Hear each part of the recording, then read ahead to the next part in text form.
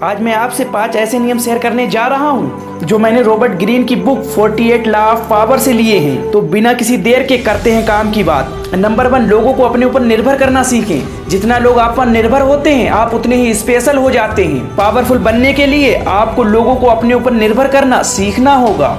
दुनिया में हर व्यक्ति जरूरत के हिसाब से काम करता है और उसी से कांटेक्ट करता है जिसकी उसे जरूरत होती है। आइए इसे एक एग्जाम्पल से समझते हैं। जर्मनी के एक नेता बिस्मार्क ने एक कमजोर राजा खोजा जो पर्सिया का राजा था। बिस्मार्क ने राजा को पूरी तरह से अपने ऊपर निर्भर कर लिया। उसने राज्य में अपनी स्थिति को इतना मजबूत बना लिया कि राज्य में जो बिस्मार्क चाहता था वही होता था। दोस्तों, लोग जिस व्यक्ति पर निर्भर होते हैं उसी को अहमियत देते हैं। पावरफुल बनने के लिए जरूरी है कि आप लोगों को अपने ऊपर निर्भर करना सीखें। नंबर 2, दूसरों से काम लेना सीखें। रॉबर्ट ग्रीन की बुक 48 लॉ ऑफ पावर के अनुसार पावरफुल बनने के लिए दूसरों से काम लेना सीखें। उन लोगों को हायर करें जो वो काम कर सकें जो आप चाहते हैं। दूसरों का ज्ञान खुद इस्तेमाल करें। इससे आपका कीमती समय बचेगा और आपको दक्षता और गति की एक समान आभा प्रदान होगी, यानी आप दूसरों का क्रेडिट प्राप्त कर पाएंगे। आइए इसे एक एग्जाम्पल से समझते हैं। थॉमस एडिसन ने निकोला टेस्ला को अपनी कंपनी में जनरेटर के सुधार का काम दिया। पूरे 1 साल तक हार्ड वर्क करके जनरेटर में ना कि सुधार किया बल्कि बड़े बदलाव भी किए।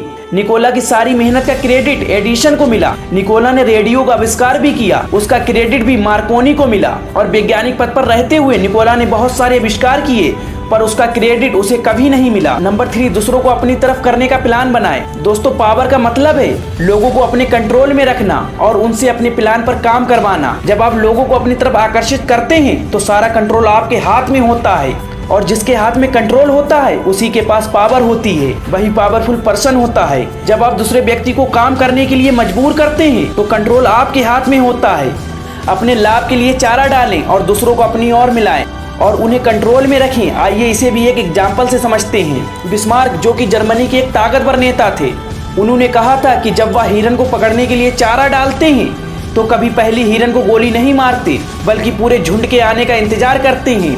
अपने दुश्मन को अपनी चाल पर फीडबैक करने पर मजबूर करें। बिस्मार्क के कहने का मतलब है कि उन्हें शानदार लालच दें और अपनी ओर आकर्षित करें और फिर उस पर आक्रमण करें। नंबर 4, दोस्त की तरह दिखें और जासूस की तरह काम करें।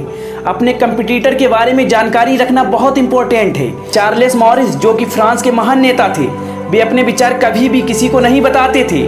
वो सभी को अपने विचार प्रकट करने का मौका जरूर देते थे जिससे कि वो लोगों की योजनाओं के बारे में जानकारी प्राप्त कर सके। वो अपने विचार और योजनाओं को छुपाने में माहिर थे। चार्ल्स मॉरिस दूसरों से जानकारी प्राप्त करने के लिए लोगों से इस तरह से बातें करते थे जिससे लोगों को लगता था कि उन्हें वो कोई राज की बात बता रहे हों। इस तरकीब से लोग उन्हें अपनी राज की बात बताने के लिए उत्सुक हो जाते थे।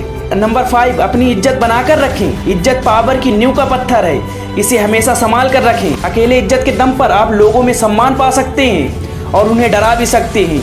एक बार यदि सम्मान चला जाता है तो आप कमजोर हो जाते हैं।